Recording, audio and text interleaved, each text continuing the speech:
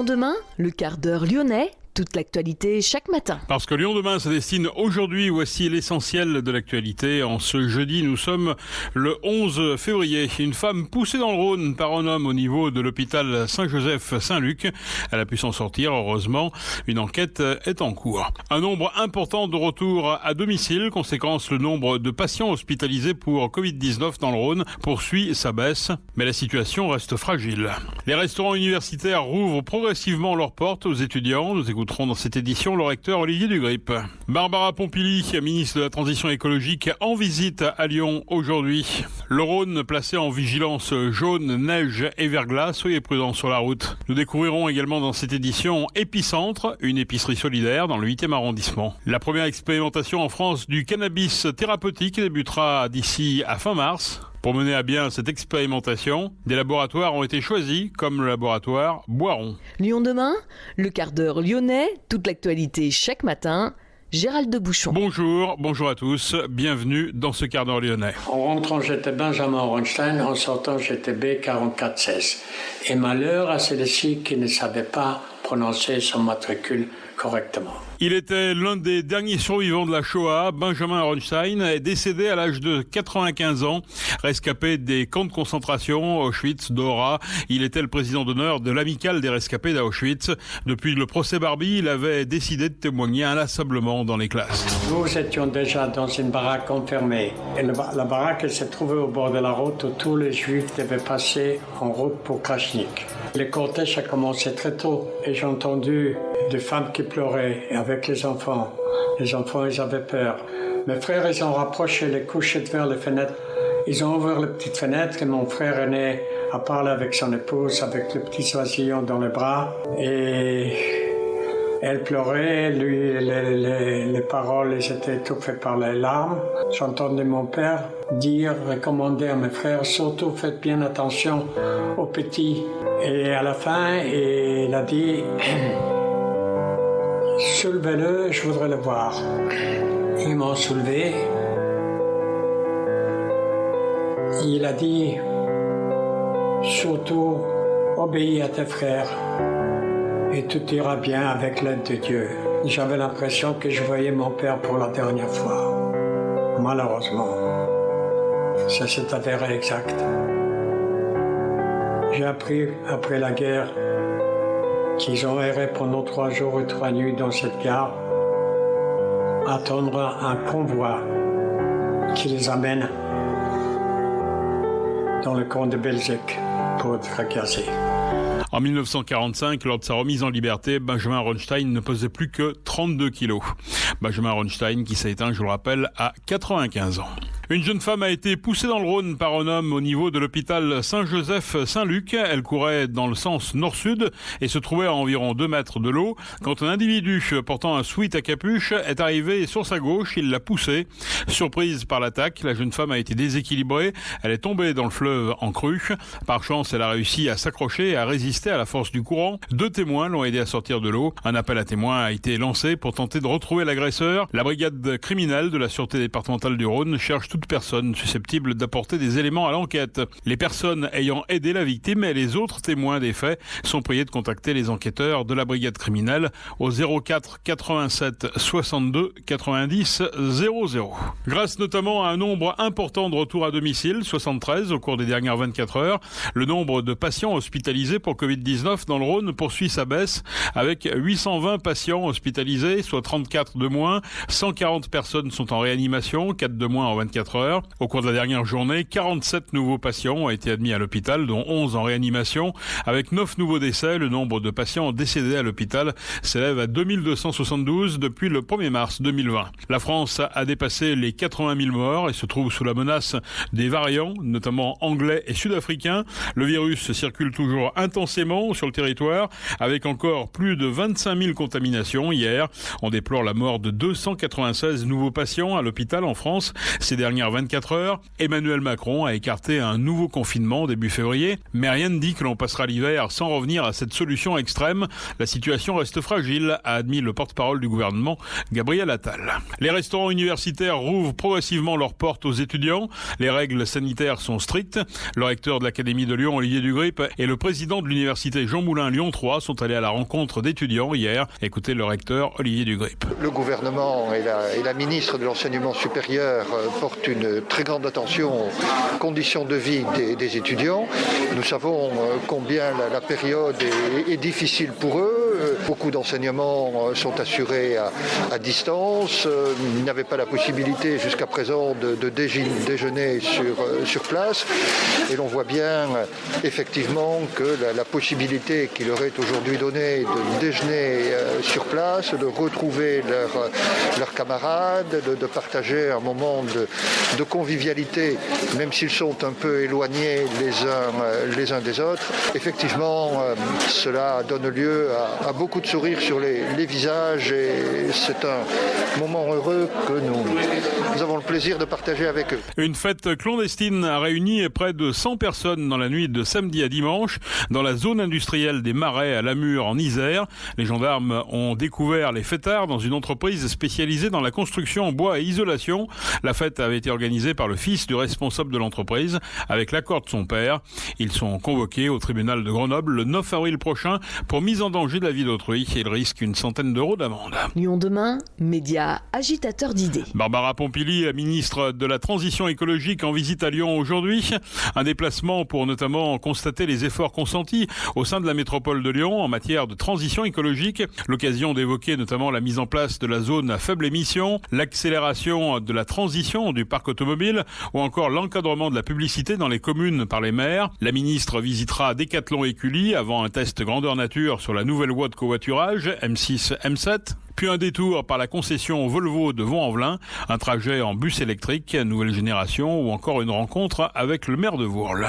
Depuis plusieurs jours, élèves ou anciens élèves dénoncent des cas de violences sexuelles dans les instituts d'études politiques.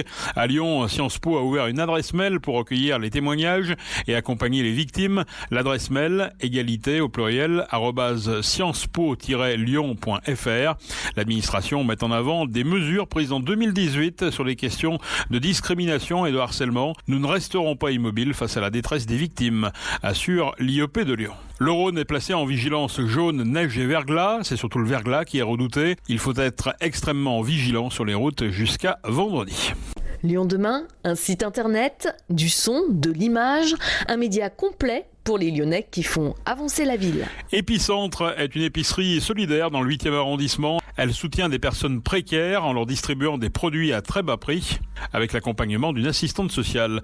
Les explications avec vous, Lola Angelman. C'est dans le 8e arrondissement lyonnais que l'on retrouve Épicentre, une épicerie solidaire et sociale qui propose des produits responsables mais également un suivi pour les personnes en difficulté financière pour ensuite leur proposer de faire leurs courses sur des produits à prix cassés. Domiti, responsable communication dans l'asso, nous en dit plus. Épicentre, c'est une épicerie solidaire et sociale. Donc on a 3 volets d'action.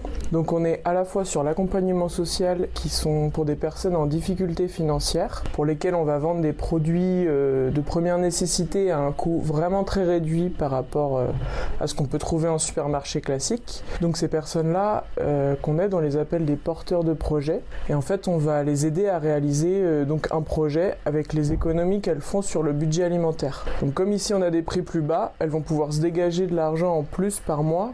Donc ça c'est notre premier volet. Ensuite on a un deuxième volet qui est la consommation responsable. On n'a pas que des produits à bas prix pour les bénéficiaires, on a aussi des produits bio, locaux, orientés vers une alimentation variée, équilibrée.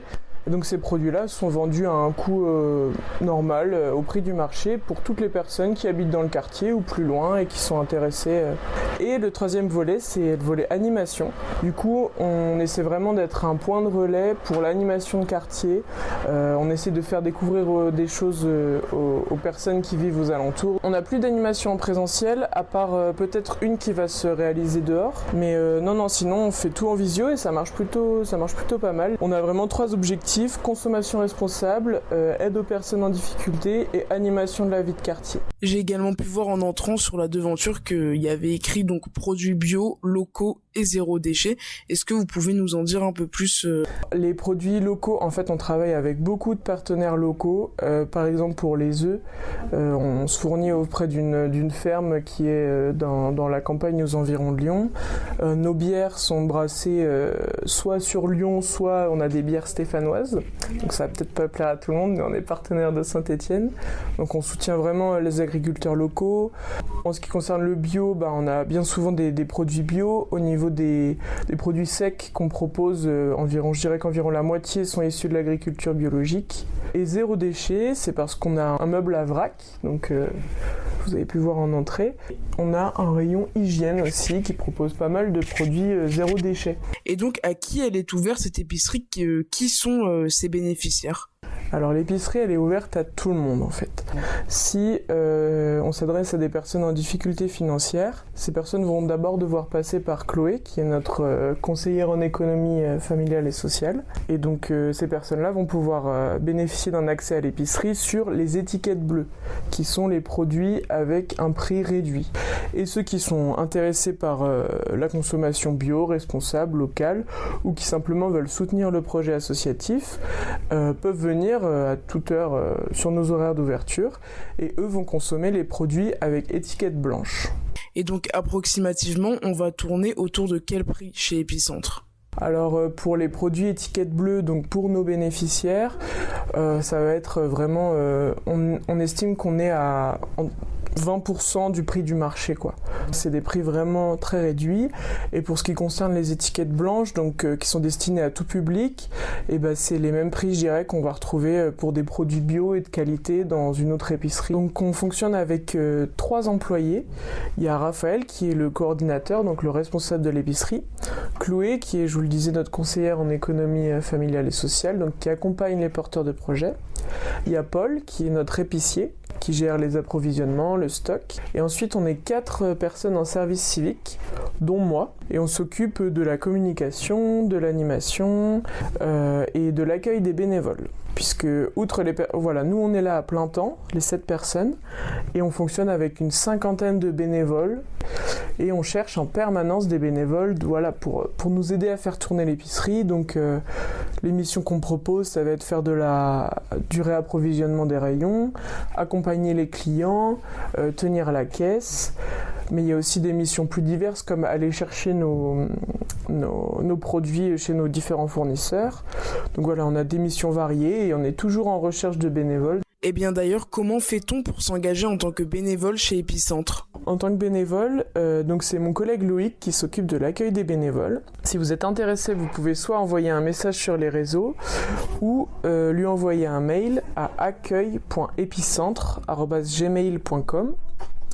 Voilà, donc tout le monde est le bienvenu, vraiment il n'y a aucun critère d'accès, tout le monde est le bienvenu pour donner un coup de main. Et pour finir, est-ce que l'on peut faire des dons à Épicentre et si oui, comment ? Bien sûr, en plus en ce moment, on est en pleine campagne de dons, donc vraiment ça tombe très bien. Sur nos réseaux sociaux, si vous cherchez un petit peu, vous allez voir notamment la couverture de la page Facebook. Donc il y a un petit lien pour nous donner via Hello Asso. On est partenaire d'Hello Asso pour tout ce qui est dons et paiements en ligne. Donc on peut recevoir comme ça. Et après, faut pas hésiter à passer directement à l'épicerie pour en savoir un peu plus.